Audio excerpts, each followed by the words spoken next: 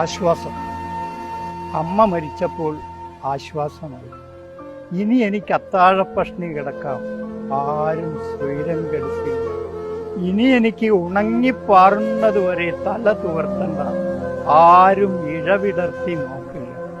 ഇനി എനിക്ക് സന്ധ്യാസമയത്ത് പുറത്തിറങ്ങാൻ ടോർച്ചെടുക്കണ്ട. ഇനി എനിക്ക് കിണറിന്റെ ആൾമറയിലിരുന്ന് ഉറക്കം തൂങ്ങിക്കൊണ്ട് പുസ്തകം വായിക്കാം. പാഞ്ഞെത്തുന്ന ഒരു നിലവിളി എന്നെ ഞെട്ടിച്ചുണർത്തില്ല. ഇനി എനിക്ക് എത്തിയേടത്തുറങ്ങാം. ഞാൻ എത്തിയാൽ മാത്രം കെടുന്ന വിളക്കുള്ള വീട് ഇന്നലെ കെട്ടു.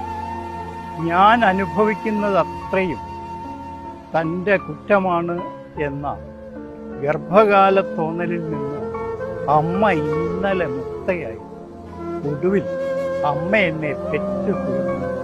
ശരീരവേദന കൊണ്ടല്ലാതെ ദുഃഖം കൊണ്ട് ഇനി ആരും ഭൂമിയിൽ കരയുകയില്ല.